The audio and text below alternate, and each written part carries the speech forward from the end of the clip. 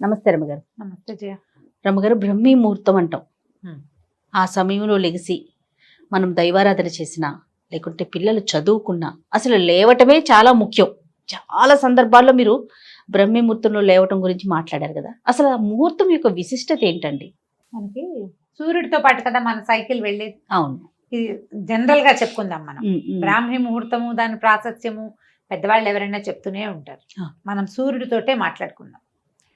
ఈ సూర్యుడిని హోరా కాలాలు అని చెప్తుంటారు. ఈ హోరలు ఏంటంటే ఒక్కొక్క గ్రహం ఒక్కొక్క సమయంలో యాక్టివ్గా ఉంటుంది. వరుసగా హోరలు మారుతూ ఉంటాయి. ప్రతి రెండు గంటలకి చొప్పున మారుతూ ఉంటాయి, లేదా గంటన్నర చొప్పున మారుతూ ఉంటాయి. ఈ సమయంలో ఈ సమయాల్ని బట్టి మన శరీరంలో ఉన్న అవయవాల పనితీరు కూడా బాగుంటుంది. అవునండి. సూర్యుడి సైకిల్ తోటి బాగుంటుంది. అందుకని మన భోజన వేళలు కూడా దానికి తగ్గట్టుగా రాత్రిపూట తక్కువ తినాలి, మధ్యాహ్నం హెవీగా తినండి, పొద్దున పూట ఇలా తినండి. ఇవన్నీ మనం సైకిల్ని బట్టే కదా చెప్పారు. అవునా? ఇప్పుడు ఈ బ్రాహ్మీ ముహూర్తం అనేది ఎప్పుడు వస్తుంది? తెల్లవారుజామున 3:30 నుంచి 3:30కి బ్రాహ్మీ ముహూర్తం. బ్రహ్మ ముహూర్తం అంటారు. బ్రహ్మకి సంబంధించింది కాబట్టి బ్రాహ్మీ అని చెప్పారు. బ్రహ్మ ముహూర్తం, బ్రహ్మకి సంబంధించిన ముహూర్తాన్ని బ్రాహ్మీ ముహూర్తము అంటారు. ఇప్పుడు ఈ 3:30 నుంచి 3:30 నుంచో లేచి తెల్లవారుజామున ఆ సమయంలో బ్రెయిన్ యాక్టివ్గా ఉంటుంది. సూర్యుడు రావడానికి ముందు, ఆయన రావడానికి ముందే కదా ఇదంతా జరిగేది. తర్వాత వేగు పొద్దున వెనముద్దలాగా దాన్ని వేగు చుక్క పొడుస్తుంది అని చెప్తారు. ఆ చుక్క పొడిచేసరికల్లా మనం ఈ సైకిల్తో పాటు ఎవడైతే సూర్యుడితో పాటు లేచి సూర్యుడితో పాటు రోజంతా తిరిగి సాయంకాలం పడుకుంటాడో వాడికి బ్రెయిన్ యాక్టివ్గా ఉంటుంది. ఇప్పుడు దీనికి 3:30కి లేవాలనుకుందాం. దానికి ఎప్పుడు పడుకోవాలమ్మా? వాడు ఎప్పుడు తినాలి? ఎప్పుడు తిని ఎప్పుడు పడుకుంటే వాడు 3:30కి లేవగలుగుతాడు? రాత్రి 10 తర్వాత పడుకుని 11 తర్వాత పడుకుని 3 దాకానే పడుకోవాలంటే ఈ 4 గంటల నిద్రే సరిపోయేంత పద్ధతి ఉంటుందా శరీరానికి? అంత దిటవు లేదు మనకి. ఎలా ఉంటుంది? మనం రోజంతా స్ట్రెస్లో గడుపుతాం. అవునండి. ప్రతి రోజంతా స్ట్రెస్సే. మనం రిలాక్స్ అయ్యేది ఎప్పుడు? ఈ స్ట్రెస్ నుంచి గాఢమైన నిద్రలో. ఆ నిద్ర పట్టే సమయం కనీసం 4 గంటలు అతిగాఢ నిద్ర ఉండి 2 గంటలు కనీసం కాస్త విశ్రాంతితో కూడిన నిద్ర ఉండాలి మనకి. 3:30కి లేవాలి అంటే 2:30, 1:30, 12:30, 11:30, 10:30, 9:30, 6 గంటలు. అంటే నువ్వు 9:30కి కనీసం పడుకోవాలి. కనీసం 9:30కి పడుకోవాలంటే దీనికి 3 గంటల ముందు తినాలి సిస్టమ్. 6:30కి అన్నం తింటే 6:30కి డిన్నర్, రాత్రిపూట సప్పర్ అంటాం. పోనీ మనం రాత్రిపూట తినగలిగే ఆహారం 6-6:30కి సూర్యాస్తమయం అవుతూనే తినేసేవనుకో, గూట్లో దీపం నోట్లో ముద్ద. అవును అవును. తిన్నావనుకో, అప్పుడు నువ్వు 9:30కి పడుకోగలవు. ఇప్పుడు ఏ చదువు చదువుకునేవాళ్ళు, ఏ ఉద్యోగం చేసేవాళ్ళు, ఏ వ్యాపారం చేసేవాడు 6:30కే ఇంటికి వచ్చి అన్నం తిని కాసేపు వ్యవహారాలు అవి ఇవి చూసుకుని చదువుకుని ఇల్లు వాకిళ్ళు సవరించుకుని 9:30 పడుకుంటారో చెప్పు? కనీసం 8th 9th క్లాస్కి వచ్చిన పిల్లల వల్ల కూడా కాదు కదా. అవునండి. వాళ్ళకు కూడా ఏవో స్పెషల్ క్లాస్ ఉంటే 7ంటి 10th క్లాస్ పిల్లాడు, మా అబ్బాయి 7ంటికి ఇంటికి వచ్చేవాడు. ఇది వరకు 7 ఈవినింగ్ అక్కడ ఆకలేసి ఏదైనా చిన్న స్నాక్స్ తినేస్తే 7కి వచ్చి అన్నం తినరు పిల్లలు. అంతే కదా. అన్నం వేళ వెనక్కి వెళ్ళిందా? వీడిని బ్రాహ్మీలో లేవరా, మాహేశ్వరిలో లేవరా అంటే ఎట్లా వేస్తాడమ్మా చెప్పు? చాలా కష్టం రమ్మగారు. ప్రాక్టికల్ గా కష్టం, కానీ ముహూర్తానికి ఉన్న బలం అయితే ముహూర్తానికి ఉంది. పోనీ 3:30 కాదు 4 దాటాక, పోనీ 4 కాదు 5కి లేవాలన్నా నువ్వు రాత్రి 10కి పడుకోవాలి. 10 గంటలకు పడుకునే వాళ్ళు చక్కగా లేస్తారు. చాలా మంది మేము లేస్తున్నాం అని పెడతారు. నువ్వు చెప్పు, 12ంటికి పడుకుని 3:30కి లేస్తామని చెప్పగలిగే వాళ్ళు ఎంతమంది ఉంటారు? అస్సలు ఉండలేకపోతే. అందులో విద్యార్థులు ఉండరు, ఈ కుర్రాళ్ళు చదువుకునే పెద్ద పిల్లలు ఉండరు, కొత్తగా ఉద్యోగాలు చేసుకునే వాళ్ళు ఉండరు. ఎవరుంటారు? కడు వృద్ధులు, పెద్దవాళ్ళు, ఏ పని లేని వాళ్ళు, పగలు నిద్రపోగలిగే వాళ్ళు. ఇది మెయిన్. నిద్ర తక్కువ ఉన్నా సరిపోయే ధోరణి ఉన్న శరీరతత్వం శరీర ధర్మమే అలాంటిది ఉన్నవాళ్ళు లేస్తారు. యోగులు వీళ్ళు లేవగలుగుతారు. లేని వాళ్ళు ఎవ్వరూ లేవలేరమ్మా. ఈ బ్రాహ్మీ ముహూర్తాన్ని పట్టుకుని బ్రాహ్మీలో లేవాలి అని చావకొట్టకూడదు జయ. అది పొరపాటు. మన కాలధర్మాన్ని మనం ఇప్పుడు ఎలా ఉన్నాం దాన్ని బట్టి కదా. ముందువన్నీ మార్చుకోకుండా ఒక పాయింట్ నే పట్టుకొని దాని చుట్టూనే తిరుగుతున్నామేమో అనిపిస్తా ఉంటది ఒక్కొక్కసారి కదరమ్మ గారు. ఇవి ఇట్లా చెప్తారు పెద్దవాళ్ళు ఎవరో, బ్రాహ్మీ ముహూర్తంలో లేస్తే ఎంత అద్భుతంగా ఉంటుందో చెప్తారు. నిజమే, జీవితంలో చాలా మార్పులు వస్తాయి పొద్దున్నే లేవటం వల్ల. నువ్వు పొద్దున్నే లేచి మధ్యాహ్నానికి కూడా నువ్వు ఇదే యాక్టివ్నెస్ తో ఉండగలిగే వాడైతే, అవును, నిద్రపోకుండా ఆ రాత్రి పడుకునే 4-5 గంటల నిద్రే నీకు సరిపోతుందంటే నువ్వు ఇలా 9ంటికే నిద్రపోగలిగే అవకాశం ఉంటుంది. కొంతమంది పడుకుంటున్నారు ఇప్పుడు అట్లా. అది అందరికీ ఎట్లా కుదురుతుంది? ఒక ఇంట్లో కుదురుతుంది, కుదరొద్దండి. వాళ్ళు మేము 7ంటికే అన్నం తినేస్తాం, 9ంటికే నిద్రపోతాం, మేము 6ంటికే తింటామంటారు. అన్నిళ్లలో అది కుదరది, అస్సలు సాధ్యం కాదు. మేము చేయాలి నేను చెప్తా కదా.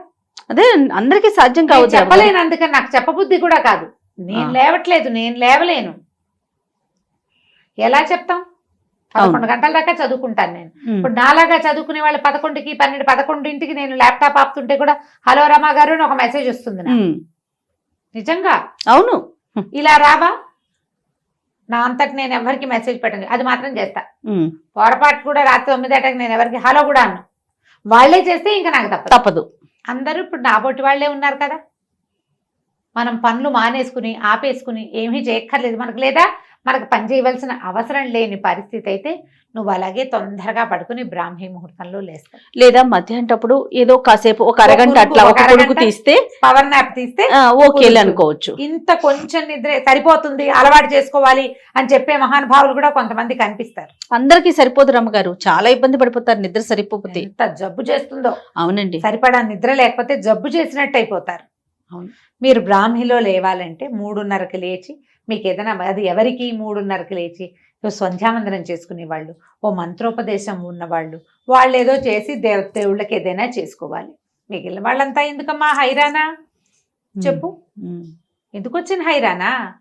అది ఇదివరకు కాలంలో ఏం చెప్పేవాళ్ళు? బ్రాహ్మణులు ఈ వ్యవహారాలన్నీ చేసేవాళ్ళు, లోకహితం కోసం యజ్ఞయజనాది క్రియలు చేసేవాళ్ళు, వాళ్ళకి బ్రాహ్మీ ముహూర్తం. సూర్యుడితో పాటు పడుకుని సూర్యుడితో పాటు లేచేవాళ్ళు, సూర్య సంబంధమైన క్రియలు చేసే వాళ్ళందరికీ, అంటే సూర్యుడితో సంబంధించిన వ్యవసాయ ఆధారితమైనటువంటి రకరకాల పనులు చేసేవాళ్ళు, మట్టితో పనిచేసేవాళ్ళు, వీళ్ళందరూ సూర్యుడి కంటే ముందు వేకువజామున లేవటం. తెల్లవారుజామున వెనమెద్దలాగా వస్తుంది, అది చూస్తారు, లేస్తారు, ఏవో ఇళ్లలో పనులు చేసుకుంటారు, తెల్లవారకుండానే బయలుదేరుతారు. వీళ్ళు ఎప్పుడు పడుకునే వాళ్ళు? పాత రోజుల్లో గూట్లో దీపం నోట్లో ముద్ద. రాత్రుళ్ళు మనకల్లే ఫోన్లా, టీవీలా, ల్యాప్టాప్లా, ఆఫీస్ వర్క్లా, ఏమైనా కాల్సా ఏముండేవి? వాళ్ళు చేశారని మనం కూడా చేయాలంటే ఎలా కుదురుతుంది?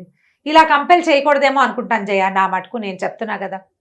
మనం ప్రజల్ని మోసం చేయకూడదు, బలవంతం చేయకూడదు, చెప్పాలి. ఇది ప్రాక్టికాలిటీ. అవును, అవ్వందాన్ని అయిపోతుంది చేసేయాలి, అదే కరెక్ట్ కాదు అంటే అది మారేడికాయ చేయటం కదా. మీరు ఇప్పుడు పొద్దున్నే లేచి ఆ సమయంలో లేవటం వల్ల జాగృతమయ్యే జీవశక్తి ఏంటో మీరు తెలుసుకోదలుచుకుంటే దానికి ముందు రాత్రి పెందరాళే పడుకోవటం మొదలుపెట్టండి. దానికి ముందు తినటం మొదలుపెట్టండి.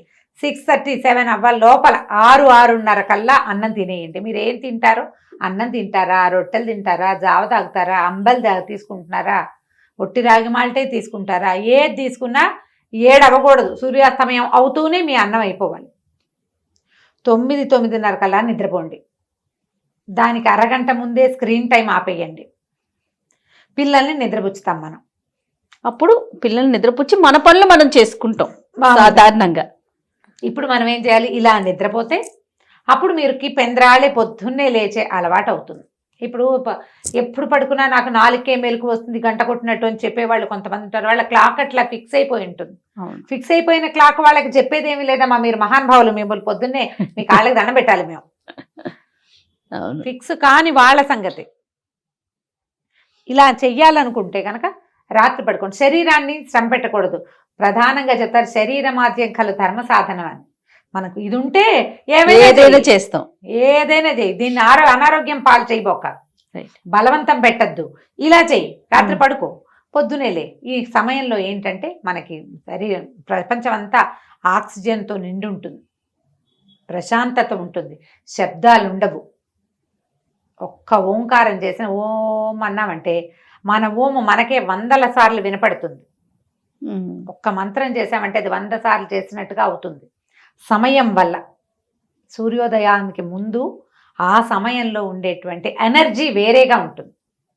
ఆ సమయంలో చేసేటువంటి మంత్రోచ్చారణ కానీ, దైవ సేవ కానీ, విద్యాభ్యాసం కానీ చాలా మంచి ఫలితాన్ని ఇస్తాయి.